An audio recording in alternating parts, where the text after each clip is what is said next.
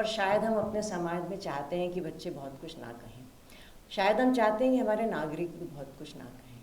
ये जितने भी बच्चे हैं ये भावी नागरिक हैं, और अगर बहुत ज़्यादा सवाल जवाब करने लग गए, बहुत ज़्यादा आर्गुमेंटेटिव हो गए और बहस के नाम पे उनको बहुत मज़ा आने लगा भाषा के साथ खेलने में, तो जो अभी हम उनको संकुचित दायरा देते हैं शायद वो उससे बाहर निकलने की सोचें।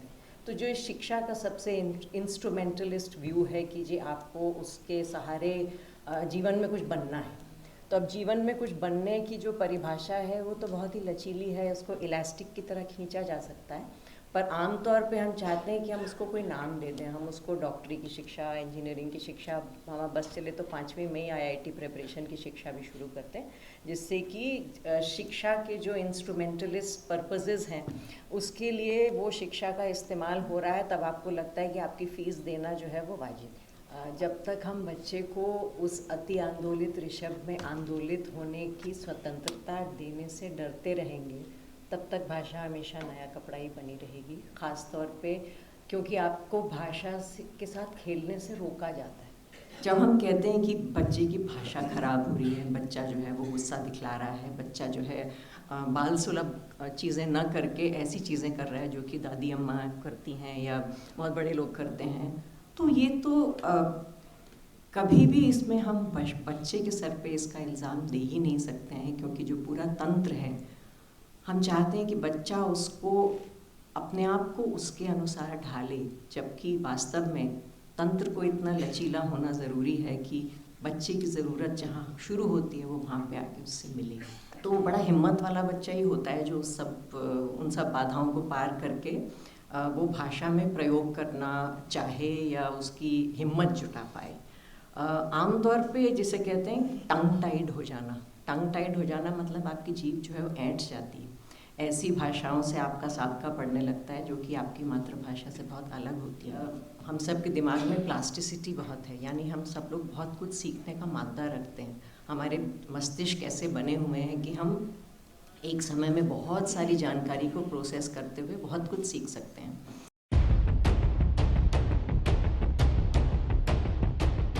भाषा में जो राजनीति निहित है उसके बगैर भाषा में बच्चों की जगह के ऊपर जो बात करना है वो कहीं पर बड़ा कच्चा सा रहेगा अगर हम उसकी राजनीति पे भी बात ना करें तो।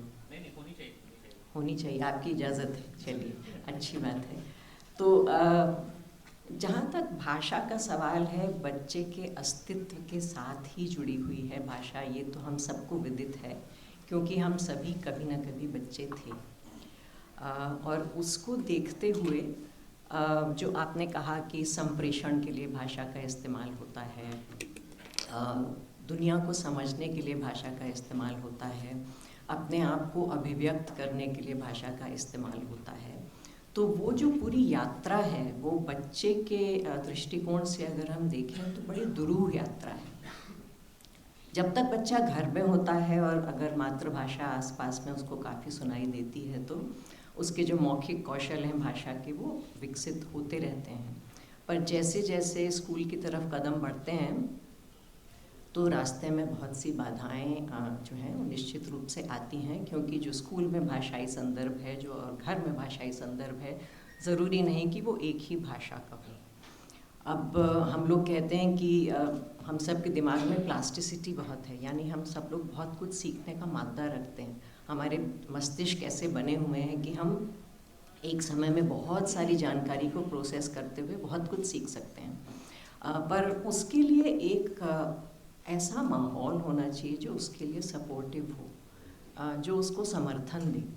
तो ये माहौल जब स्कूल में बच्चा जाता है, ख़ास तौर पे जब उसके घर की भाषा कोई दूसरी होती है और स्कूल की भाषा कोई दूसरी होती है, और माहौल जो है वो आदेशात्मक, अनुशासनात्मक बोला था आपने, वो बहुत उससे ओतप्रोत होता है, तो बड़ा हिम्मत वाला बच्चा ही होता है जो उन सब बाधाओं को पार करके वो भाषा में प्रयोग करना चाहे या उसकी हिम्मत जुटा पाए। आमतौर पे जिसे कहते हैं टंग टाइड हो जाना। टंग टाइड हो जाना मतलब आपकी जीभ जो है वो ऐंठ जाती है। ऐसी भाषाओं से आपका साबका पड़ने लगता है जो कि आपकी मातृभाषा से बहुत अलग होती हैं। और अभी तक आप मौखिक भाषा के साथ व्यवहार कर रहे थे, अचानक से आपको कहा जाता है कि अब आपको पढ़ने का कौशल सीखना है, आपको लिखने का कौशल सीखना है। तो आप ज़रा अपने अतीत में जाइए और सोचिए कि उस वक्त जो आपकी जीने की स्वतंत्रता है उस पर कितने अंकुश लगते हैं ऐसा सब होने से, जबकि जो मौका आपको अपनी अभिव्यक्ति के दायरे को बढ़ाने का हो सकता था वो उल्टे उसको संकुचित करने लग सकता है। दूसरी बात, जब आपको मारपीट के कुछ कौशल सिखा दिए जाते हैं, अगर आप भाग्यशाली हैं, हो सकता है आपकी शिक्षिका सुदीप्ति जैसी हो जो कि बहुत पेशेंस से सिखाती हों, तो जब आप कोई पठन का कौशल सीखते हैं तो सबसे पहले आपकी जो चाह होती है कि हम उसका अभ्यास करें। तो उसका जो अभ्यास करने का जो मौका है, अगर आप ऐसे घर से आते हैं जहाँ प्रिंट रिच माहौल होता है तो बात अलग होती है। नहीं तो सिर्फ पाठ्य पुस्तक एकमात्र आपके पास साधन होता है जिसके साथ आप अपने भाषाई कौशल का अभ्यास करें। और अगर वो पाठ्य पुस्तक आपको रुचिकर नहीं लगती किसी वजह से, और बहुत वाजिब वजह है कि आपको नहीं लगती, क्योंकि बहुत सी पाठ्य पुस्तकें बेहद बोरियत से भरी होती हैं और उनमें ऐसे विषय हो सकते हैं, ऐसे प्रसंग हो सकते हैं जो कि आपके जीवन से बिल्कुल जुड़े नहीं हैं। और जब आप छोटे होते हैं तो आपका जो दायरा है वो धीरे धीरे खुलता है और आमतौर पे आपको उसमें वो दृश्य, वो भावनाएं, वो कुछ ऐसी चीज़ें जो कुछ आपके जीवन से जुड़ी हों और कुछ नई चीज़ें हों, तब वो आपको रुचिकर लगता है। तो अगर आपको और उससे इतर सामग्री नहीं मिलती है पाठ्य पुस्तक से, तो आपका जो भाषाई कौशल का अभ्यास है वो बड़ा दुरूह हो जाता है। तो इसमें मैं अब अपना प्रकाशक वाला टोपा पहनूंगी और मैं संपादक वाला टोपा पहनूंगी और मैं कहूँगी कि इस भाषा को सीखने के लिए और आपके अभिव्यक्ति के कौशल को मांझने के लिए और साथ ही आपके भावनात्मक विकास में योगदान देने के लिए बाल साहित्य का बहुत बड़ा हाथ है। और दुर्भाग्य ये है कि अधिकांश भारत की मातृभाषाओं में ऐसा बाल साहित्य जो रुचिकर हो, जो आपकी जेब पे बहुत ज़ोर न डाले, जो सुंदर हो, जो पठनीय हो और जिसमें विविधता हो, वैसा बाल साहित्य आमतौर पे बहुत से बच्चों को मुहैया नहीं हो पाता है। क्यों? क्योंकि या तो वो प्रकाशित ही नहीं होता है या वो किसी खास भाषा में प्रकाशित होता है जिसका वर्चस्व समाज में ऑलरेडी बना हुआ है। तो जो बड़ी भाषाएं हैं, जो डोमिनेंट भाषाएं हैं, चाहे वो अंग्रेज़ी हो चाहे वो हिंदी हो, वहाँ तो बात अलग है।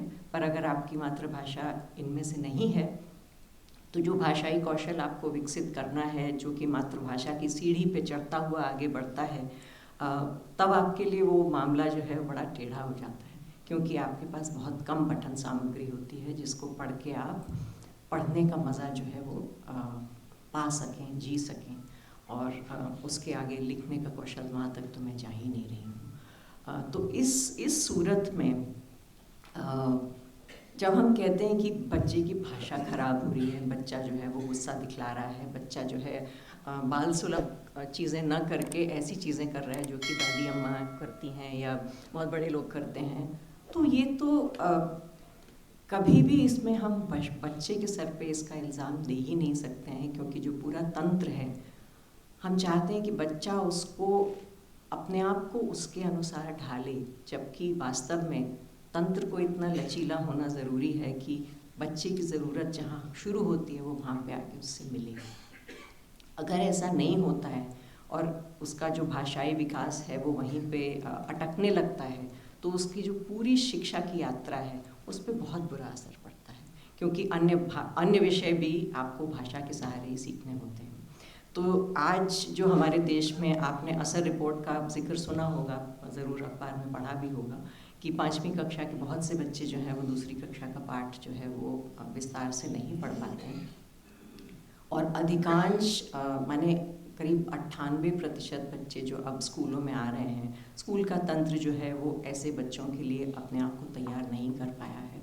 उसमें से एक छोटा प्रतिशत है जो ऐसे घरों से आते हैं जहाँ प्रिंट रिच माहौल पहले से मौजूद है और वो स्वतः पढ़ना सीखते जाते हैं। परंतु जब बच्चे ऐसे घर से आते हैं जहाँ प्रिंट रिच माहौल नहीं होता है, तो जिस सपने को दिखा के हम बच्चे को स्कूल लाए थे, उसका सपना जो है वो दुस्वप्न बन सकता है। जब तक हम बच्चे को उस अति आंदोलित ऋषभ में आंदोलित होने की स्वतंत्रता देने से डरते रहेंगे, तब तक भाषा हमेशा नया कपड़ा ही बनी रहेगी। ख़ास तौर पे क्योंकि आपको भाषा के साथ खेलने से रोका जाता है। जैसे ही आप तंत्र में घुसते हैं तो आपके ऊपर व्याकरण और बहुत से नियमों का जो है वो एक आपको डायरेक्शन देने के लिए सबसे बड़ी बात मेरे को लगता है which is underlying the entire conversation is कि हम वयस्क जो हैं बच्चों को स्वतंत्रता देने से बहुत भय खाते हैं।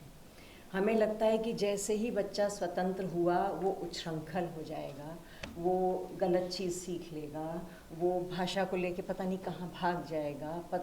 तो जो भाषा में अभिव्यक्ति की बारीकी निहित है, हम चाहते हैं कि बच्चा उससे दूर रहे।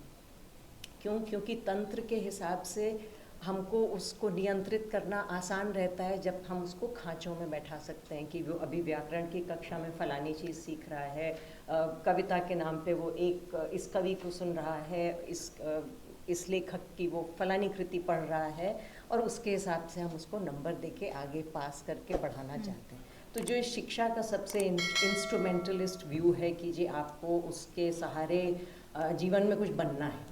तो अब जीवन में कुछ बनने की जो परिभाषा है वो तो बहुत ही लचीली है, उसको इलास्टिक की तरह खींचा जा सकता है, पर आम तौर पे हम चाहते हैं कि हम उसको कोई नाम दे दें। हम उसको डॉक्टरी की शिक्षा, इंजीनियरिंग की शिक्षा, हमारा बस चले तो 5वीं में ही IIT प्रिपरेशन की शिक्षा भी शुरू करते हैं, जिससे कि शिक्षा के जो इंस्ट्रूमेंटलिस्ट पर्पसेस हैं उसके लिए वो शिक्षा का इस्तेमाल हो रहा है। तब आपको लगता है कि आपकी फ़ीस देना जो है वो वाजिब है।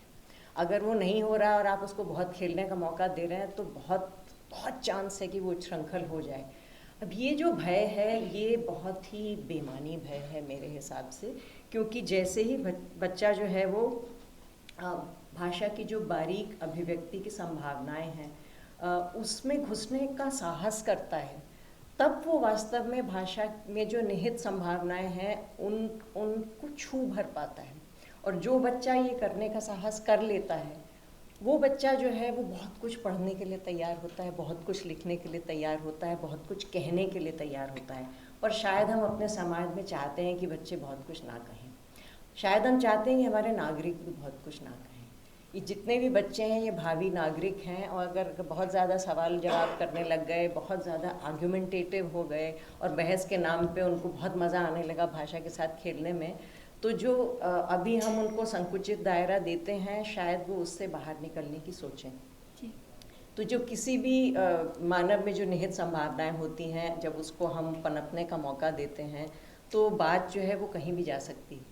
तो उससे अगर हम भय खाते रहे तो फिर तो हम भाषा के इंस्ट्रूमेंटलिस्ट व्यू से आगे नहीं बढ़ पाएंगे, और अगर हम उससे भय नहीं खाएंगे तो मुझे लगता है कि उससे सामने पूरा संसार खुलता है।